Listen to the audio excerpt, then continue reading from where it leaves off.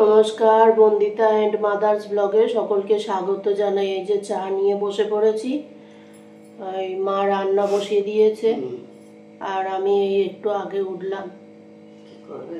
দাঁড়িয়ে রবিবার দিন দাঁড়িয়ে রান্না করলেই এই পাটা খুব ব্যথা হয়, পাটা ফেলতে পারি না মেঝেতে। চলো এবার ঘর পর ঝাড় দেবো। কালকে একটু মাথায় কালার করা হয়নি, আজকে মাথায় কালার করব। কালকে এত দেরি হয়ে গেছে আর কালার করতে পারিনি, আজকেই সেটা করে নিই। চা খেয়ে নিই। আজকে রান্না হয়েছে ভাত আর এটা হচ্ছে পালং শাক, সব রকম সবজি দিয়ে, বেগুন শিম টিম দিয়ে, লাউ, আজকে লাউ ঘন্ট হয়ে গেছে পুরো, বেগুন ভাজা আর এই ভেন্ডি ভাজা, ঢেঁড়স ভাজা আর কি। এই আজকে রান্না হয়েছে আমাদের। চা চলে এসছে, আমি এই ফিরলাম, গেছিলাম কম্পিউটারে কাজ করতে, এই সবে ফিরলাম। এই যে চা মা করে নিয়ে এলো। চা না খেলে হয় যেন আমি 7টা বাজে এখনো দেরি, শিডিউল তো শিডিউল করতে গিয়ে দেরি হয়ে গেল। এই চা মা বিস্কুট সব নিয়ে আসছে।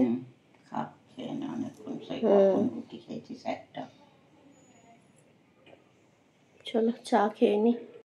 মা বসে বসে সবজি কাটলো, কেটে রাখলাম, কালকে না হলে আর ভিডিও করব কি করে, এখানে যা বাজনা বাজছে, ঝুমপুনাপুর করে বাজনা বাজছে। কোন মেয়ের আবার সর্বনাশ হবে দেখো, বিয়ে মানেই তো এখন সর্বনাশ ছাড়া আর কিচ্ছু না। তাই যে সবজি কাটছে, দুদিন বাদে ব্যস্ত, আর বাড়ি পাঠিয়ে দেবে, বাড়ি যাও, বাড়ির মেয়ে ঘরে ঘরে ঘরে যাও। দুনিয়াটা তো সব সময় কি খারাপ হয়, ভালো তো হয়। 99% খারাপ রে বাবা, ভালো হয় 1%। সবজি কাটা হয়ে গেল মা, হ্যাঁ কেটে রাখলাম, কালকে লাউ দিয়ে ডাল হবে আর এই উচ্ছে সেদ্ধ হবে, আর পার্শে মাছটা ঝিঙে দিয়ে করবো, হয়ে যাবে রান্না। তাদেরকে ধরে দাঁড় করিয়ে আর এরকম জল ঢেলে দিতে হয় গায়ে। এই যে খাচ্ছে ঠান্ডার সময়, আজকে দুধ দিয়ে ভাত খাচ্ছে বাবু।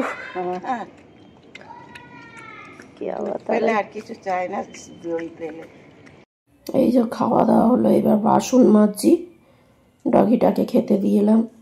আর আজকে ভিডিওটা বেশি বড় হয়নি, ছোটই হয়ে গেছে, কেননা অফিস থেকে বেরিয়ে সেই কাজে গেলাম কম্পিউটারের, ওই জন্যে। আর সকালে মাথায় কালার টালার করেছি, করে ঘর দোর ঝাঁট দিয়ে মা রান্না টান্না করছিল, সেইগুলো তোলা হয়নি নিয়ে। আর মানে এটা ভিডিওটা খুব একটা বড় করতে পারলাম না, ছোট হয়ে গেল।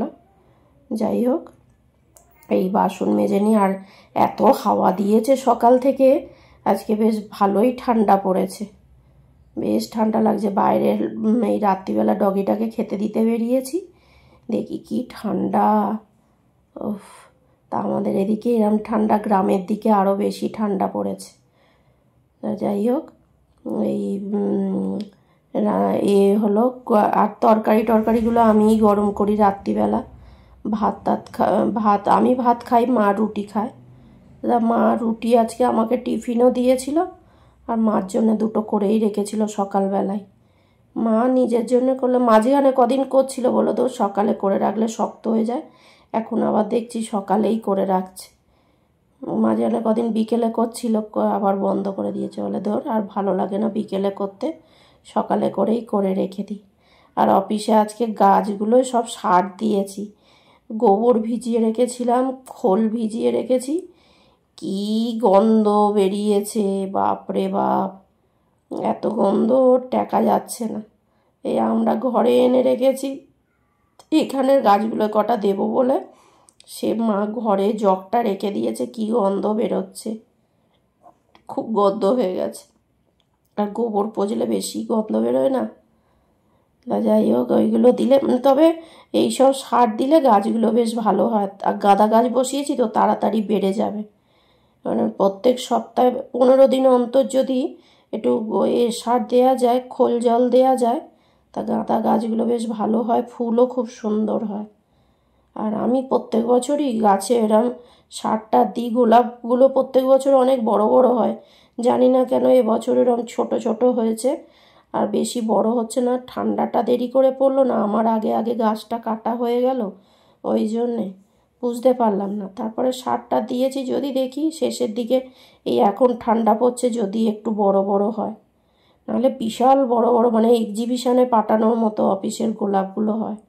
সবাই এসে দেখে আর বলে যে একদম দারুণ হয়েছে, এটা ফটো তুলে পাঠাও, পাঠালে পুরস্কার পাবে তোমরা, সবাই এসে বলে।